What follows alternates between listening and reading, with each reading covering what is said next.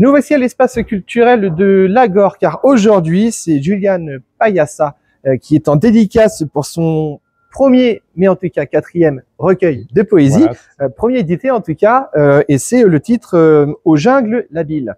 Alors, tout d'abord, bonjour, bonjour Juliane. Alors moi, je voulais savoir, ce recueil, c'est un recueil de poésie. Oui. Le titre, est-ce que vous pouvez m'expliquer? Alors le titre, l'idée c'était de questionner ce qu'était l'animalité, en montrant finalement que les comportements humains tendaient vers une forme de bestialité, et ça c'est le fil rouge tout au long du recueil. Ça apparaît de manière explicite dans les poèmes introductifs et sur la fin, et ce caractère mouvant, j'ai souhaité l'exprimer dans le titre avec cette labilité qui apparaît, et, voilà, et questionner ce qu'étaient les jungles, mais dans un sens métaphorique. Ah, tiens, question, si vous étiez un animal, vous seriez lequel? Ah, je pense à un singe. Ouais. Alors le hasard fait que sur la couverture j'ai choisi cette illustration, mais c'est vrai que j'ai le souvenir d'avoir fait par exemple des tampons encreurs sur des bouts de pneus, et c'était le singe, l'animal qui revenait, voilà. Qu'est-ce qui vous a donné, vous, envie d'écrire? Alors c'est quelque chose qui m'est un peu tombé dessus. J'ai passé la quarantaine, je me suis mis à écrire, les mots sont venus, jour, nuit, dans des circonstances un peu qui étaient parfois surprenantes, sur le surf ici à côté, sur la côte, au feu rouge, voilà. Et donc j'ai écrit 5 recueils en l'espace d'1 an et demi, mais dans un geste qui était un peu téléguidé, un peu automatique. Et maintenant, j'ai la chance d'être sollicité par des revues qui me proposent des thèmes, et donc ça permet aussi d'ancrer l'écriture dans une intentionnalité, dans quelque chose d'un peu plus large qui fait maturer le geste d'écriture, et qui est peut-être moins instinctif, mais plus abouti à mon sens. Voilà. Alors, votre style, hein, dans ce recueil-là, en tout cas, c'est la poésie. Oui.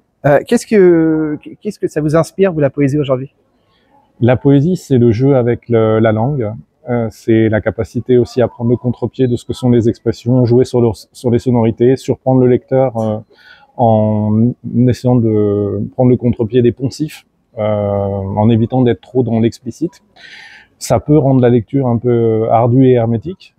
Ça, c'est quelque chose dont j'ai conscience, parce que la langue est ciselée, elle s'adresse à des gens qui aussi ont un bagage linguistique et lexical, enfin voilà, et qui se nourrit de ça, mais aussi doit interroger la langue aussi à travers ce qu'est le recueil.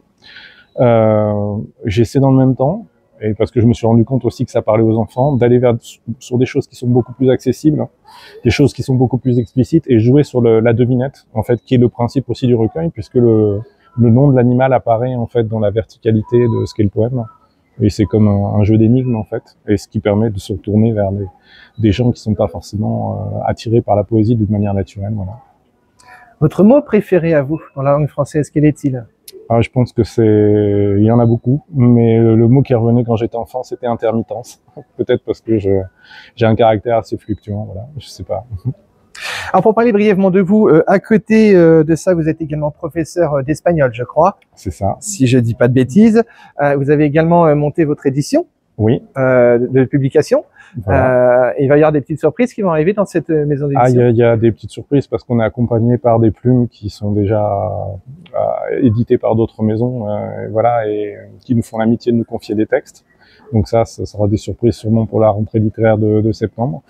Et courant mai, on va publier donc le premier recueil d'une collègue philosophe qui a déjà publié des textes philosophiques dans le cadre à la fois de recherche, mais aussi qui sont plus intimes, en fait, plus ancrés sur elles-mêmes. Et donc ce premier recueil, c'est un recueil bilingue, espagnol-français, avec un jeu de traduction, mais qui est pas une traduction littérale, c'est-à-dire que ça reste accessible à la fois aux gens qui sont non hispanisants, et les gens qui maîtrisent l'espagnol verront les poèmes aussi se compléter dans cette traduction qui est pas forcément littérale. Voilà. On n'est pas dans un carcan sémantique voilà, qui soit bloquant. Est-ce que vous avez déjà des idées pour le prochain livre que vous souhaitez le prochain livre est déjà ficelé. C'est un palimpseste amoureux, une histoire qui se réécrit. Voilà, c'est un exercice de style qui joue beaucoup sur les sonorités, sur le caractère aussi spiralé de ce qu'est la langue, mais qui reste allégorique, et je pense où chacun aussi peut se projeter dans ce qu'est une relation de couple, quelle qu'elle soit. Voilà. Et donc c'est un recueil assez court, 80 poèmes, mais avec de forts jeux d'écho, et oui, une visée au niveau de la langue qui reste allégorique. Voilà. Il y a des poètes qui vous ont inspiré?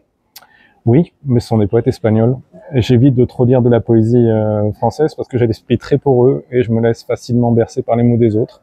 Donc j'essaie de m'isoler de ça. J'ai la chance d'avoir une compagne qui lit beaucoup, donc à la maison on a des livres, mais ça reste plutôt, en tout cas pour mes lectures personnelles, des choses qui sont ancrées sur plutôt du roman ou même des choses qui me servent d'exutoire pour m'évader un peu. Ça peut être des polars, ce genre de choses. Mais la poésie, a priori, dans un cadre universitaire d'études et aussi pour les loisirs, ça restera plutôt des lectures en espagnol.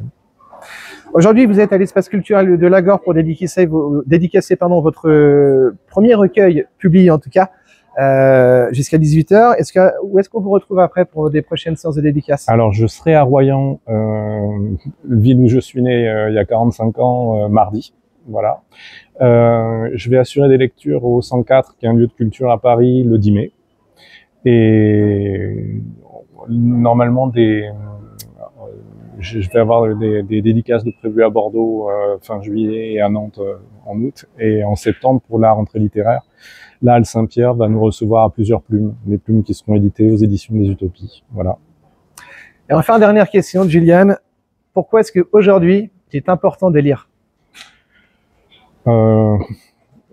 Alors, il est important de lire si on y trouve un attrait. Après, si c'est quelque chose d'imposé, si c'est l'école qui l'impose, si c'est voilà la société qui l'impose, je pense que c'est difficile de dire que c'est important. Mais tout à chacun doit tendre, à mon sens, vers une forme de créativité qui le nourrit. Et la lecture permet ça, en cela qu'elle n'est pas un carcan, elle permet de s'ouvrir aussi à d'autres points de vue, à faire mûrir la réflexion, s'interroger sur soi-même. Et je pense que c'est ça, en premier lieu, qui modestement doit guider ce qu'est la lecture. Voilà. Votre livre, c'est Aux jungles labiles, il est disponible ici à l'espace culturel de Lagor. Merci, Julian. C'est moi qui vous remercie pour cette jolie surprise. Voilà.